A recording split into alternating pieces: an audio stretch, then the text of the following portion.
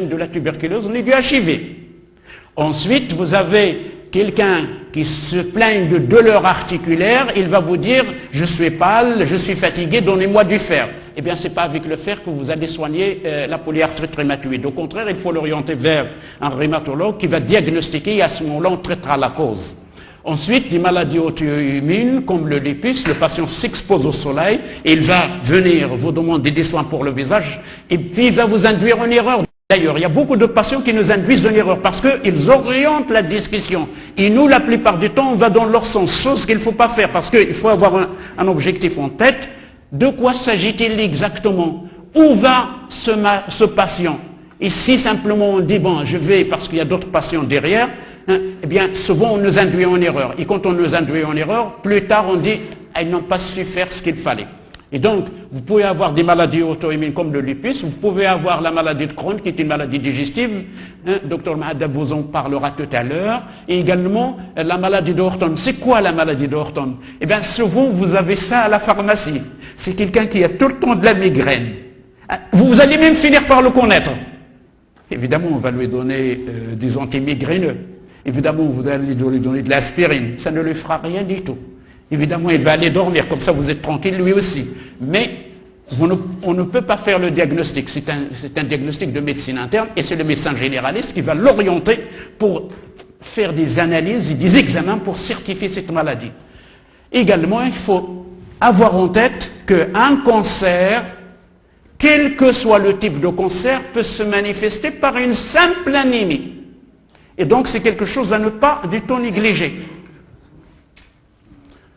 Alors, on a abandonné les anémies inflammatoires pour parler de ces anémies mégaloblastiques, c'est-à-dire les anémies macrocytaires. Évidemment, si on ne mange pas, on va avoir une anémie. Si on a une diarrhée chronique, eh bien, on ne va pas absorber le fer, on ne va pas absorber les vitamines, ça passe et ça va aux toilettes. Ensuite, quelqu'un qui a bu, qui a un abus d'alcoolisme, effet d'alcool, évidemment, elle ne va pas profiter de ces vitamines qui sont solubles dans l'alcool et passent inaperçues. Et également des médicaments antifoliques, en particulier le méthotrexate. Retenez bien ça parce que vous le vendez tous les jours à la pharmacie, ça peut donner de l'anémie et il faut le savoir pour pouvoir aider ces patients. Parce que généralement le méthotrexate il est prescrit pour beaucoup de choses, en particulier les rhumatologues le prescrivent pour soulager les douleurs. Et donc vous allez donner le méthotrexate et il faut s'attendre à l'anémie. Également quelqu'un qui a été opéré au niveau digestif, une résection digestive, il va faire de l'anémie. Eh oui, les grossesses à répétition. La femme ne prend pas la pilule, et bien, grossesse sur grossesse, eh bien, le stock que je vous ai dit, il finit par s'épuiser. Alors, qu'est-ce qu'il faut faire? En général, il y a deux analyses que le médecin demande. C'est le dosage de la vitamine B12 et le dosage des folates. Et là, on va certifier de quoi il s'agit exactement. Alors, nous en arrivons aux anémies fériprives que vous connaissez, mais moi, ce qui m'intéresse ici, c'est de vous dire effectivement, une anémie fériprive, la plupart du temps, c'est un saignement par distillation, c'est-à-dire chaque fois on perd une petite goutte de sang, et c'est la goutte de sang qui fait déborder le verre au bout d'un certain temps. Et donc, vous regardez ce que vous avez en face de vous. Si c'est une femme qui a ses règles correctement, soi-disant, elle va avoir un fébrome, ou alors elle va avoir des règles fonctionnelles, effectivement une hémorragie. Dr Mahadab va vous en parler largement, donc je ne dirai pas ça ici, puisque le cours suivant va le détailler. Ou alors il a un fébrome, et le fébrome il faut l'opérer, même si vous leur donnez 2 camions de lentilles, 2 camions de ciment chez le grossiste, il ne va pas être guéri. Il faut l'opérer, il faut que vous encouragez vos patients à faire cette opération, parce que à chaque fois qu'il s'agit d'une opération, la patiente vient vous voir, il vous dit, est-ce qu'il n'y a pas un médicament pour éviter l'opération? Moi, je ne sais pas pourquoi on a peur des opérations, mais il faut régler le problème. Il faut les convaincre et c'est à vous de les convaincre. Également, une dame qui a déjà des enfants, il n'en veut plus, il va mettre effectivement un stérilet. Et bien, le stérilet, ça crée une inflammation et donc, par conséquent, ça va créer une anémie. Alors, le problème digestif, donc c'est une femme bien portante qui va vous demander un fer et vous regardez s'il n'y a pas un autre problème. Et également, il faut penser au problème de l'ulcère. L'ulcère par excellence, L'estomac, il va saigner, vous ne voyez pas ce sang. Et donc, par conséquent, vous allez lui poser la question, est-ce qu'elle a déjà des antécédents d'ulcère? Est-ce qu'il prend des médicaments? Et donc là, vous allez savoir effectivement qu'il prend des anti-ulcéreux. Et vous devrez avoir le réflexe pour effectivement, si jamais elle devient pâle, que ça ne fait rien du tout, de l'orienter pour s'occuper non pas effectivement de ces anti-ulcéreux, mais régler le problème de l'ulcère. Parce que ça peut être Helicobacter pylori. Et à ce moment-là, il a besoin d'une antibiothérapie adéquate. Ensuite, un cancer de l'estomac, c'est l'arbre qui cache la forêt, ou alors une autre tumeur au niveau digestif. Il va vous dire j'ai mal à l'estomac, parce que c'est vrai, nous, tout ce qu'on sait, c'est l'estomac et les intestins. Et le reste, on a l'impression qu'on ne le connaît pas. Bien, alors, quelqu'un, effectivement, qui a une hypertension portale, un problème au niveau du foie, elle va avoir effectivement des varices au niveau de l'œsophage, et à ce moment-là, il va saigner, le patient va perdre effectivement du sang, et il va se retrouver avec une anémie ferriprive. Le problème également de la rectocolite hémorragique, mais également le cancer du côlon. À partir de 40 ans, vous conseillez vos patients effectivement de faire un dépistage annuel pour savoir si effectivement on n'a pas un cancer du côlon lorsqu'il y a des antécédents familiaux du cancer du côlon. Comme ça, on le traite à temps parce que c'est guérissable. Alors, les hémorroïdes. Et là, c'est une véritable catastrophe. Pourquoi? Parce que ça peut même ressembler à une aplasie. Il va perdre non seulement les globules blancs, les globules rouges premièrement, les globules blancs et les plaquettes. Et vous avez l'impression que le patient effectivement va faire un cancer. Souvent, c'est les personnes âgées qui ne mangent pas une nourriture régulière et qui cherchent simplement des soupes, qui sont devenus végétariens et qui n'osent même pas vous parler des hémorroïdes et qui n'osent même pas aller voir le médecin parce que s'il y a un tabou. Au contraire, tout patient qui vous demande des médicaments pour de la vaseline, tout ce que vous voulez, des suppositoires, vous devez poser la question effectivement sur le retentissement de ces hémorroïdes. C'est bien, il faut lui donner un conseil, mais quand il va revenir la deuxième, la troisième, la quatrième, la cinquième fois, eh bien il faut arrêter l'investigation, vous lui rendrez un énorme service, il va être reconnaissant. Alors, il y a autre chose. C'est quelqu'un qui saigne, effectivement, il perd tout le temps du sang parce que pour lui, c'est normal, depuis son enfance, depuis la circoncision. Et donc à un moment donné, il ne se pose même pas la question parce qu'il est comme ça. L'habitude, c'est ce qu'on appelle la seconde nature. Ça s'installe comme ça, il va vous dire, oui, j'ai l'habitude, donnez-moi juste quelque chose, des mèches pour arrêter ça. Et à un moment donné, ça va finir effectivement à l'hôpital. Ah, le problème de l'hématurie. C'est quoi l'hématurie? Ima, ça veut dire hématie, urine dans les urines. Et c'est la femme qui va vous dire effectivement, j'ai le sang, j'ai les urines rouges, une personne âgée, sont tout le temps rouges, mais on a l'habitude. Et des fois c'est grand, des fois c'est petit, des fois ça passe, etc. Donc il faut l'inciter à aller vers l'urologue pour pouvoir rechercher l'étiologie de cette hématurie, parce que ça peut même être un cancer au niveau des reins. Évidemment, quelqu'un qui ne mange pas suffisamment de fer ou de vitamines, il y a une carence d'apport ou alors c'est mal absorbé. Alors, et donc, lorsque vous suspectez une carence en fer, c'est à vous de faire une enquête avec le patient, s'il le souhaite. Et ça va vous demander du temps. Premièrement, vous savez très bien que lorsque quelqu'un vient chez nous, évidemment, le thé, très bien. Tout à l'heure, on va boire le thé. Mais le problème qui se pose, c'est le thé, la diététique, les épices, tout ça, ça va à l'encontre de l'absorption du fer. Il faut le savoir pour que vous puissiez donner aux gens un conseil qui doit qui va être vulgarisé. Le thé, ça ne va pas avec le fer. Ensuite, les épices aussi. Pourquoi? Parce que ça a un retentissement au niveau de l'estomac. D'autres médicaments, comme les tétracyclines, ça pince le fer. Et donc, par conséquent, il ne suffit pas de donner un médicament, mais la façon dont on le donne est également importante. Et c'est ça qui va faire la différence entre une pharmacie et une autre pharmacie. Parce que la même boîte de fer, vous pouvez la voir ici ou là. Ce qui est différent, c'est le conseil qu'on donne aux patients. Et donc, lorsqu'il y a un traitement, on va regarder, on va ouvrir le livre si ça donne des anémies. Lorsqu'il y a un saignement rapporté par le patient, on va faire une enquête gynécologique, digestive et également vers l'urologue pour les envoyer vers le spécialiste. Évidemment, un saignement, quand on se brosse les dents, des fois on voit le sang, des fois on ne le voit pas. C'est ce qu'on appelle des pertes simples et répétitives. Et à ce moment-là, ça donne de l'anémie. Le sport, j'en ai parlé pour la simple raison, c'est que quand on fait trop de sport, c'est pas pour dire ne faites pas du sport, au contraire, mais il faut être conscient que effectivement quelqu'un qui court trop, eh bien évidemment il casse ses globules rouges à un moment donné, ou alors un problème de malabsorption. Alors, les examens de laboratoire, pourquoi les examens de laboratoire? Parce que ça ne se voit pas ici qu'on a à le faire. Quand on le voit ici, c'est déjà trop tard. Et donc, vous faites de la prévention. Et pour faire de la bonne prévention, il faut penser à ça bien avant.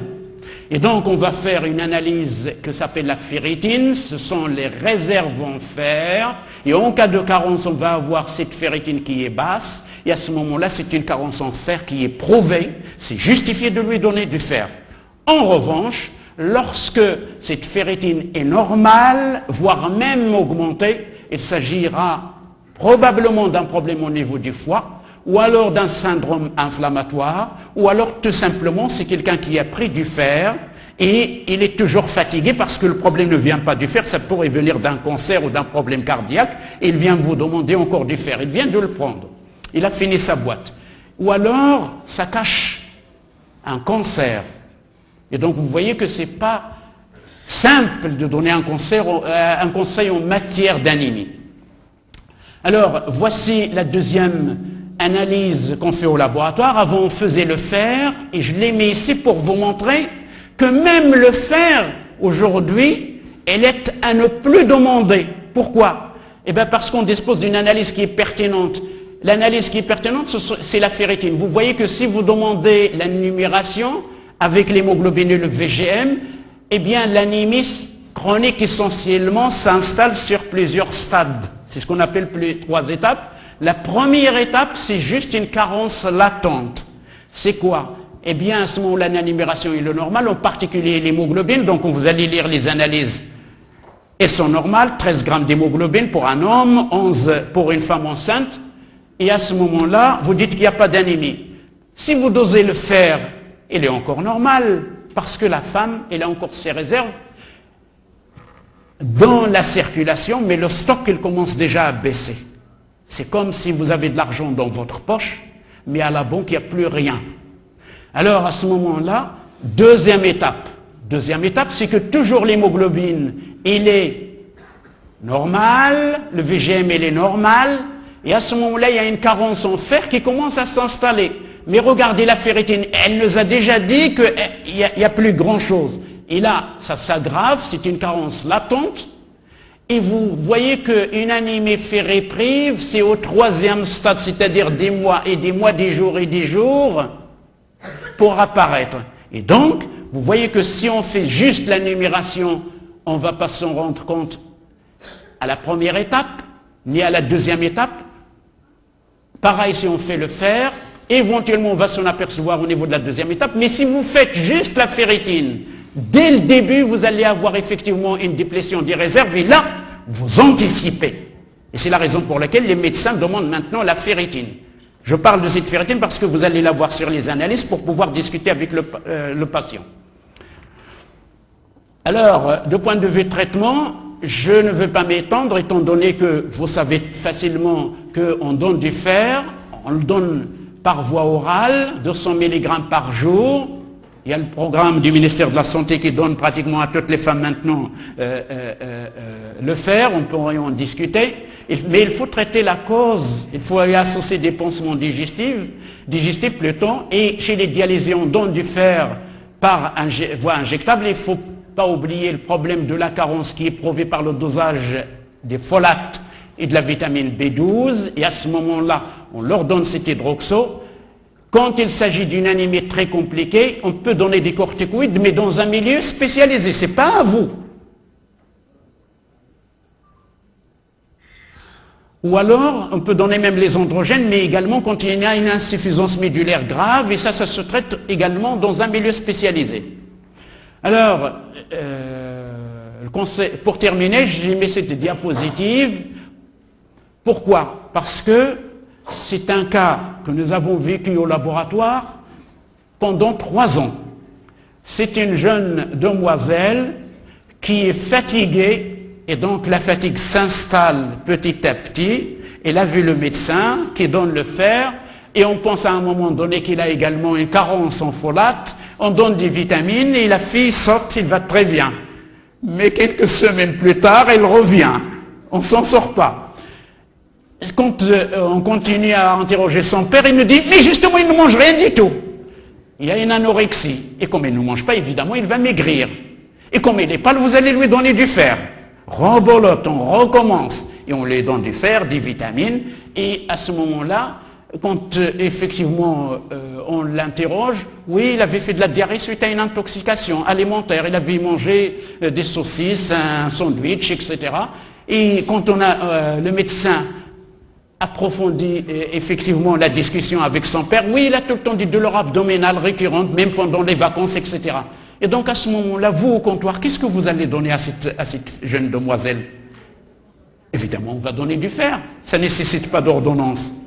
On va donner des vitamines, ça ne fait pas de mal. À chaque fois qu'on donne des vitamines, on pense que ça fait du bien. Oui, ça fait du bien, mais ça ne guérit pas. Et donc, toute cette jeune demoiselle avait des arguments pour dire qu'il a une anémie fer-éprive. Donc on pourrait lui donner du fer. Mais ça traîne sur 3 ans. Et donc il va même, à un moment donné, il va changer de médecin. À un moment donné, il va changer de pédiatre. À un moment donné, il va changer de pharmacie. À un moment donné, on va même la laisser comme ça, en disant que il est compliqué, on ne sait pas ce qu'il a, il n'aime pas, il se bat avec ses frères et sœurs, et donc à un moment donné, on ne s'en sort pas. Alors qu'est-ce qu'il a, cette demoiselle? Eh bien, il a ça. Il a ce qu'on appelle la maladie cœliaque, dans la mesure où, ce n'est pas nous qui l'avons diagnostiqué, eh bien, c'est le médecin qui avait demandé des analyses pour faire effectivement le diagnostic de cette maladie. Parce qu'il s'est posé la question en disant que, puisque le fer ne fait rien, puisque les vitamines ne font rien, puisqu'il ne grandit pas, parce qu'il a tout le temps des douleurs, et parce que c'est fréquent dans notre pays. Donc l'anémie, ce n'est pas simplement un manque de fer, ça peut être la maladie cœliaque. Il y a des pédiatres qui estiment à 10% l'ensemble des enfants dans notre région qui sont atteints. Et donc cette maladie cœliaque, quand effectivement il a été diagnostiqué, eh bien on cherche les autres critères de cette maladie. Est-ce qu'il vomit? Ah oui, son père lui dit, mais il vomit même à table. Est-ce qu'il a effectivement une petite taille? Ça, on en a déjà parlé. Des douleurs osseuses? Oui. Est-ce qu'il a des aftes buccaux? Oui. Et c'est à ce moment-là qu'on a arrêté de lui donner le fer. Et qu'est-ce qu'on lui donne? C'est très simple. C'est le régime. Ah. Alors, je vais conclure. La conclusion, c'est que moi, j'ai mis ici anémie égale fer. C'est l'erreur à ne pas faire. Et justement, ça se prononce fer, mais ça s'écrit comme ça. Faire autre chose, à savoir la numération et la formelle, et s'orienter vers un médecin qui pourrait vous rendre service. Pourquoi? Parce que le médecin va vous établir une ordonnance. Parce que quand vous allez donner le conseil, vous dites effectivement, les gens n'ont pas les moyens, je vais donner un conseil de 50 dirhams, 100 dirhams, mais si vous l'envoyez vers un médecin, moi je pense qu'il va vous prescrire une ordonnance peut-être de 400, 500 dirhams, et ce médecin va vous simplifier la tâche, et puis le patient va vous reconnaître que vous avez fait un effort pour l'orienter de façon concrète. Et donc à ce moment-là, anémie égale fer, c'est l'erreur justement à ne pas faire. Et il faut faire autre chose. C'est quoi? C'est la numération. Et la numération, c'est le médecin qui va pouvoir la demander. C'est très facile. Vous me faites ces analyses. C'est l'analyse la plus prescrite au monde. D'ailleurs, quand on pense aux analyses, on pense à la numération. Pourquoi? Parce que ça ne coûte rien du tout et ça pourra apporter gros. On peut se rendre s'il y a un cancer, s'il y a une thrombopénie, s'il y a un problème au niveau du cœur, s'il y a un problème de folate, B2, etc. Et donc, il ne suffit pas de donner du fer, c'est le message que je voulais vous faire passer, mais il faut traiter la cause et apporter ce qui manque et non pas simplement le faire. Et également, vous devrez penser à un saignement qui est invisible au niveau d'un ulcère d'estomac. Par exemple, au niveau d'une hémolyse, la femme ne va pas vous dire que j'ai avorté plusieurs fois. Il ne va pas vous le dire, mais il fait une anémie hémolytique sans qu'il s'en rende compte parce qu'il avait fait des avortements, c'est son problème. Et également le problème de malnutrition, quand vous dites à quelqu'un est-ce que vous mangez bien, évidemment pour ne pas baisser sa personnalité, vous demandez alhamdoulilah, on mange très bien, qu'est-ce que vous voulez? Il ne va pas vous le dire. Mais les gens, ils font actuellement des économies sur leur alimentation parce qu'on est dans une période de crise. Et dans une période de crise, qu'est-ce qu'on fait? Eh bien, on fait des économies là où il ne faut justement pas faire. Parce que je suis quoi? Je suis ce que je mange. Et c'est là l'erreur. Mais ils ne vont pas vous le dire au comptoir parce que c'est tabou, parce que c'est honteux, parce que tout le monde veut paraître beau, intéressant et qu'on fait bien les choses et qu'on n'a pas de problème. Mais justement, vous venez me voir pour un problème. Et c'est là où on tourne en rond. Donc, et vous pensez également aux médicaments toxiques, comme le méthotrexate, puisque vous allez vendre des médicaments pour l'oncologie, et également pensez qu'une simple anémie, une simple tachycardie peut cacher un problème du cœur. Docteur Azad en a parlé. Mais ça peut cacher également un cancer. Et vous allez rendre service à cette patiente pour sauver effectivement ses enfants, pour sauver un travail, pour effectivement soigner ce cancer à temps. Je vous remercie.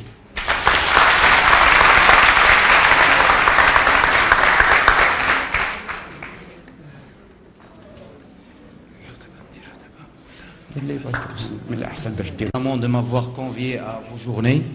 Merci au docteur Hassan Azaou qui a animé vendredi dernier, donc avant-hier, une conférence à l'occasion des journées médicales de Tiznit. Toujours dynamique, tabarakallah alayk, docteur Azaou. Donc moi j'ai une intervention et puis j'ai une question, peut-être pour vous tous. Donc l'intervention c'est du point de vue du néphrologue, dire que l'anémie elle est multifactorielle. Donc il y a plusieurs facteurs. Le facteur essentiel de l'anémie chez l'insuffisant rénal chronique et aussi chez le dialysé, c'est l'absence de sécrétion de l'érythropoïétine. Donc l'érythropoïétine, c'est une hormone qui est synthétisée et sécrétée par les reins. Et lorsque ces reins sont défaillants, ils ne filtrent plus, mais ils ne sécrètent pas aussi. Donc c'est aussi, ils ne sécrètent pas assez d'érythropoïétine. Donc c'est une carence en érythropoïétine, ça c'est le facteur essentiel de l'anémie chez l'insuffisant rénal chronique et chez l'hémodialysé. Mais il y a aussi d'autres facteurs. Comme vous savez, l'hémodialysé, il fait ses séances 3 fois par semaine, donc des séances d'hémodialyse, et donc il est piqué au niveau de la fistule, et à chaque fois il perd un peu de sang, ça saigne un petit peu, donc mais petit à petit c'est des déperditions chroniques. Il y a aussi le sang qui passe dans le circuit extracorporel, qui passe dans le filtre. Il y a un peu de sang qui reste coagulé dans les filtres. Donc c'est des déperditions chroniques. Mais il y a aussi la carence en fer. Donc juste pour dire que chez le dialysé, le traitement, l'idéal, c'est le fer injectable et non pas le fer oral. Donc qui n'est pas bien toléré sur le plan digestif. Et ce fer injectable, il va être récemment, ou il est déjà commercialisé, je pense. Donc, ce fer injectable, nous, on le passe une fois par semaine, voire une fois tous les 2 semaines, en perfusion à la fin de la séance d'hémodialyse. Donc, une demi-heure, la dialyse, on le passe donc en perfusion dans 216 ml à peu près de sérum salé. Et puis, pour le traitement, comme on a dit, la carence, c'est la carence en érythropoïétine. Donc on passe l'érythropoïétine. Donc il y a plusieurs spécialités, donc je ne vais pas dire les noms commerciaux. Donc elle est vendue sous forme de seringue pré-remplie. Et donc on administre par voie sous-cutanée à la fin des séances d'hémodialyse. Donc il y a des érythropoïétines qu'on donne 3 fois par semaine. Il y a d'autres qu'on donne 1 fois par semaine ou 1 fois toutes les 2 semaines. Et il y a récemment un produit qui est commercialisé qu'on donne 1 fois par mois. Donc ça pour dire un peu un panorama sur l'anémie et le traitement chez l'insuffisant rénal chronique et l'hémodialysé. Et puis pour la question, j'ai une question à vous tous. Est-ce que les folates par voie orale sont commercialisés au Maroc? Moi j'ai un nom commercial que j'ai retenu, la Speciafoldine comprimée. Est-ce qu'elle est vendue au Maroc? Merci. Merci, docteur. Merci, docteur Arrêt, pour cette intervention, parce que c'est justement ce qui est passé inaperçu dans ma diapositive, le problème de l'érythropoïétine. Pourquoi? Parce que l'organisme s'adapte justement en sécrétant l'érythropoïétine, et c'est sécrété, synthétisé par le rein, et c'est ce qu'utilisent les coureurs. Pourquoi? Parce que les coureurs, quand ils veulent gagner une course, si les coureurs connaissaient, de notre région connaissaient ça, ils vont venir vous supplier pour leur acheter l'érythropoïétine, même s'il coûte cher. Pourquoi? Parce que ça améliore tellement les performances qu'un athlète, il peut gagner, pédale, et vous l'applaudissez alors qu'on y a c'est de l'érythropoïétine. Deuxième chose, c'est bien que tu signales le problème de la spéciafoldine parce que nous sommes confrontés pratiquement tous les jours avec ce problème. Je vous en supplie, essayez d'être à jour dans votre stock et d'exiger effectivement que ce médicament qui ne coûte rien du tout, mais vous rendez un service à vos patients.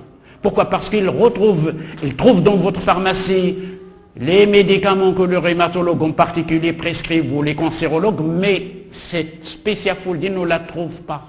Et c'est honteux pour nous de supplier quelqu'un d'aller l'acheter à l'étranger alors qu'on a des pharmacies ici. Voilà là où on peut faire un grand effort. Et le patient va vous en être reconnaissant parce que vous imaginez un patient qui est fatigué, qui n'a même pas l'esprit d'aller chercher un médicament, d'aller par exemple en parler à quelqu'un, il a une ordonnance, quand est-ce que ça va venir, il est arrivé, il faut le mettre dans un frigidaire ou pas, etc.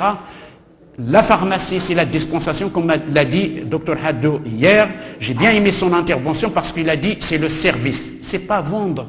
Et justement, si vous faites un effort, ce médicament, on pourrait l'avoir chez nous. Et donc, vous rendez un service. Alors, comment on va faire? Et c'est les médicaments qui ne coûtent pas cher et qui ne rapportent pas grand-chose, on va le dire manquant. Manquant jusqu'à quand? Mais ça, c'est à vous parce que vous avez à répondre à un patient. Sinon, ne posez pas la question pourquoi des médicaments se vendent en alternative, c'est-à-dire se vendent ailleurs. Parce que si vous ne voulez pas assumer cette responsabilité, croyez-moi, il y a d'autres organismes à but lucratif qui vont les commercialiser dans des rayons. Ne soyez pas étonnés si demain vous trouvez spéciafoldine à Marjane. Ah, et c'est là où il faut exercer sa responsabilité. بسم الله الرحمن الرحيم للحضور الكريم. السؤال هو l'anémie elle est très diversifiée. Le traitement est très long. Plusieurs analyses, des diagnostics bien dirigés. ولكن كنشوفوا بأن هناك تداخل ديال شي حد كيكوي هنا وهنا. Oui. L'anémie sciatique هما المحضرين في الطب على ما كنشوف انا هما المحضرين في الطب بجوج l'annémie والسياتيك. Très bien. دابا كلشي ولا كيداويو l'annémie والسياتيك. Oui. Je voudrais un mot à propos ديال هاد الناس اللي Oui. Alors, شكرا. oui. Alors, je vais répondre rapidement. Vous êtes là pour faire quelque chose de scientifique, qui est prouvé, et qui est publié, et qui fait preuve d'autorité. Soit vous faites des choses scientifiques, soit vous faites des choses non scientifiques. Évidemment, quand le patient vient à la pharmacie, il vous montre ça et vous lui dites c'est bien, et vous rentrez dans son débat, eh bien c'est fini la pharmacie, ce n'est plus une pharmacie.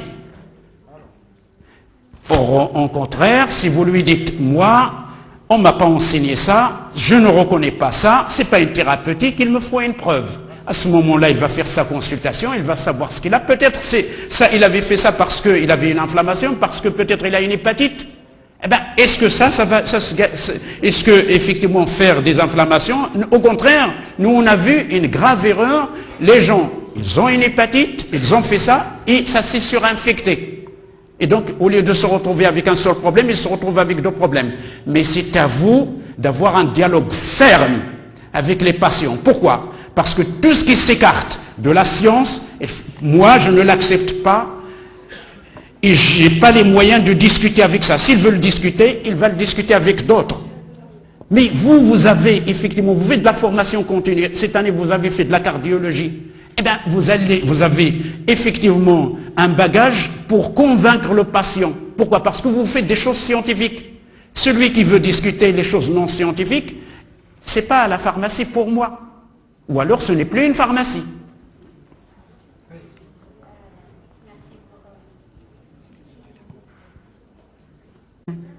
Madame la pharmacienne Anza, je voulais apporter des renseignements concrets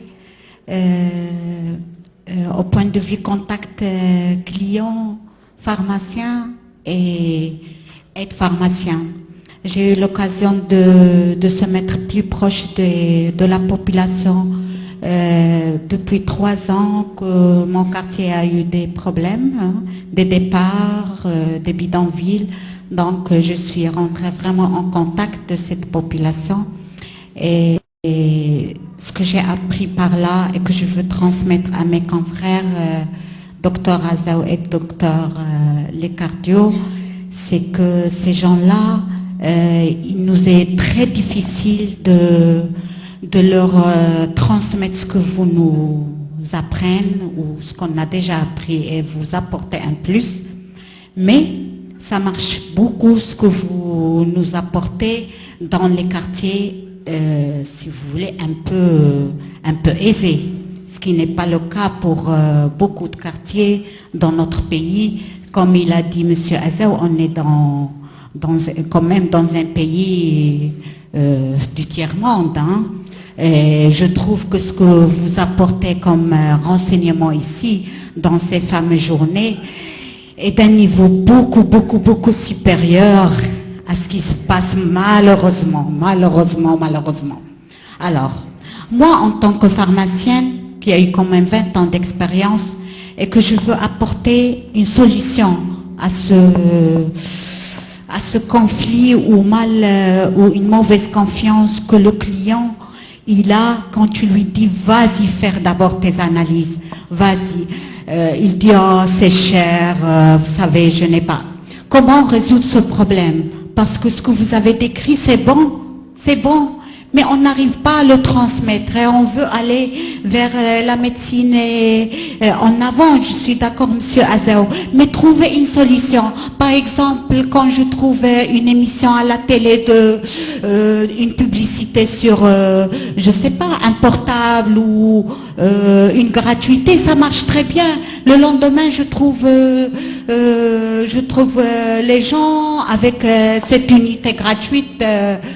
Ils bénéficient vite, ils vont aller acheter ça, ça marche avec cette publicité. Il faut qu'on trouve une autre solution pour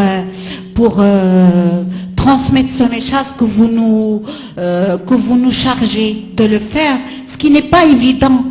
Vous croyez que c'est facile quand une patiente vient avec un enfant sur le dos et vient de l'usine, elle n'a même pas de quoi prendre le taxi et tu lui parles ça, elle n'écoute même pas. Comment vous voulez que je transmette le message que vous voulez, Monsieur Azaou? Comment? Merci. Merci, Madame.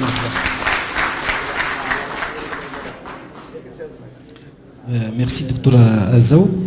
Alors tout à l'heure, vous avez parlé du thé, mais vous n'avez pas terminé. Alors quel est le rôle du thé dans les anémies, et puis la prise du fer, à quel moment il faut prendre le fer? Je crois que le fer, il faut le prendre en dehors des repas, parce que même le sang, le fer. Et puis, dans le bilan, vous n'avez pas cité le bilan du l'ictère, parce qu'on peut faire la confusion entre l'anémie et l'ictère, et je crois qu'il faut aussi approfondir le bilan pour éliminer un ictère. Merci. Oui, alors, merci Madame Lhelo, merci Dr Telmoudi. Et effectivement, le problème se pose dans la mesure où le fer, il faut le prendre en dehors des repas. Première chose. Deuxième chose, vous savez que maintenant, ce que vous dites, nos khalas sont à la mode, vous allez les trouver dans les yaourts, dans tout, etc. Et donc, c'est un problème de régime et c'est un problème aussi de mode. Nous, ce qu'on conseille, chaque fois qu'il faut prendre effectivement le médicament, on dit aux patients, c'est votre pharmacie qui va vous dire quand est-ce qu'il faut prendre les médicaments. Quand il s'agit d'une prescription, on lui dit, c'est votre médecin qui est capable de choisir les analyses qui sont adéquates pour vous. Quand on leur remet les analyses, on leur dit, c'est votre médecin qui est capable d'interpréter ces analyses. Pourquoi? Parce qu'il a votre antécédent, il a votre dossier, il a des radios, il a d'autres choses, il a une discussion, etc. Donc, chacun de nous va jouer son rôle. Et je rejoins la question de Madame El-Hello. Moi, je ne fais pas du social. Je veux bien le faire, mais si je fais du social, je vais le faire pour moi-même d'abord.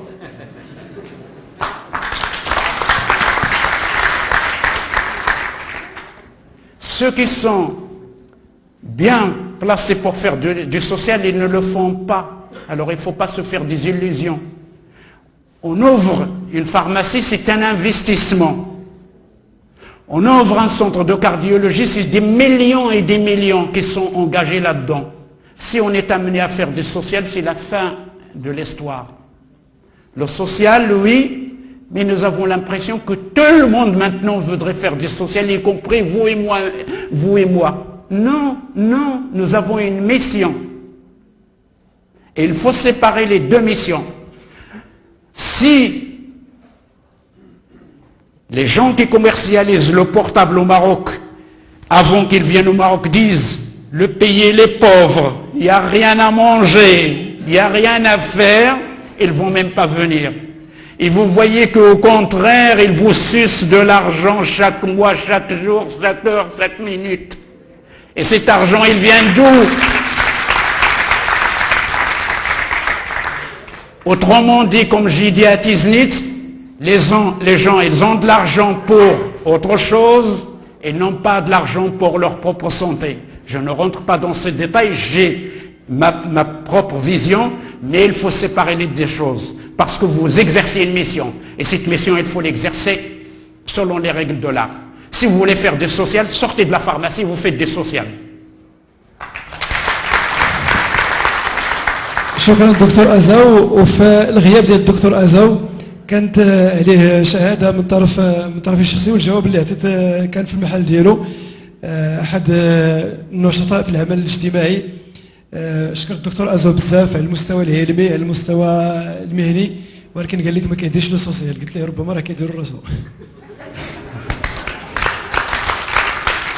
ونلتقى مع اخر تدخل. Premièrement, au nom de l'association Sharaf des aides pharmaciens de Taroudan, je vous remercie pour ce thème. Ma question c'est à propos du fer. Est-ce que le fer est un vrai remède pour traiter certains animés, surtout qu'il s'agit d'un produit générique? D'une autre manière, est-ce que le fer c'est fait pour traiter certains animés, quelles qu'en soient ses origines aiguës ou chroniques? Merci. Merci pour cette question, parce qu'on a l'impression, je viens de le répéter, que dès qu'il s'agit d'animer, il faut donner le fer. C'est faux. C'est faux parce que le docteur Telmodi, il dit qu'il faut faire le bilan d'un hectare. Et le bilan d'un hectare, ce n'est pas vous qui va le faire, ce n'est pas moi, c'est le médecin. Encore une fois, vous avez intérêt à travailler avec les médecins. Vous avez intérêt à solliciter les gens pour qu'ils puissent avoir une ordonnance. Parce que le médecin, il a de l'expérience dans le cadre de la clinique. Nous et vous, on n'a pas appris de la clinique. Mais le médecin dit que le malade, d'ailleurs, il le voit, c'est comme dit le docteur Aznag, dès qu'il voit le patient, il est pratiquement sûr à 80%. Le reste, c'est effectivement des détails. Il sait ce qu'il a. Pourquoi? Parce qu'ils ont passé des années et des années pour apprendre cette clinique. Et donc, ce n'est pas à nous, on n'a pas à jouer au médecin au comptoir. Je le dis, je le répète, chacun de nous, il a sa place dans la chaîne des soins, mais il ne faut pas mélanger les rôles. Alors des fois, on voudrait faire du social, on voudrait jouer le rôle de l'achab, le rôle de vendeur, le rôle du cardiologue, le rôle du laboratoire, le rôle du cosméto. Non, chacun de nous, il a sa place. Et on ne peut pas faire le travail des autres. Au contraire, moi je vous incite à ne pas faire le travail des autres, laissez le travail aux autres, laissez le médecin de juger s'il doit faire un bilan, s'il doit lui prescrire du fer ou pas. Et à ce moment-là, je suis sûr et certain que vous serez gagnant. Pourquoi? Parce que le patient, il va avoir un bilan, il va savoir ce qu'il a déjà. Et à ce moment-là, il va venir avec une ordonnance, vous lui donnez les médicaments et le problème il est réglé, il y a un suivi après. Mais si vous jouez au médecin, vous n'allez pas vous en sortir. Et puis à un moment donné, croyez-moi, les patients, quand ils vont sortir de votre pharmacie, ils vont dire au médecin, j'étais à la pharmacie, on m'a donné ça. Il ne va pas lui dire qu'il est pauvre, il ne va pas lui dire qu'il n'a pas les moyens. Évidemment, le médecin, il va se révolter.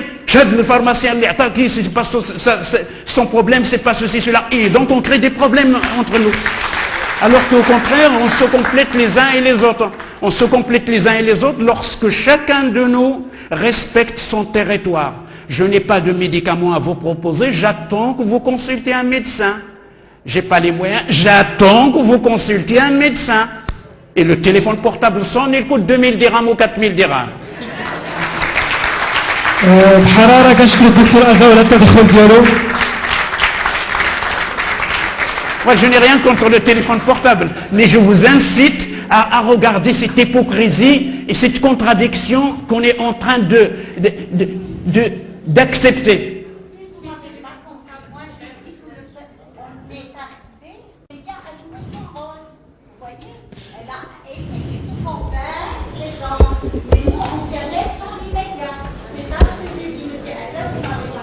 ميرسي مدام الحلو، ميرسي دكتور ازاو. والسادة الدكاترة المتدخلين هدية من طرف جمعية التضامن. مدام الحلو تفضلي معايا تقدمي واحد الهدية للدكتور ازناك. يلا يلا مدام الحلو. تذكار الايام الثامنه لجمعيه التضامن كنا بفرنا 2011. سي با دي سوسيال، سي با دي سوسيال. يا مدام الحلو، الشهاده تشتغل في العمل الاجتماعي في خفاء. هذه شهاده وسبق ان اشتغلت معنا في العمل الاجتماعي ونشهد لها بذلك.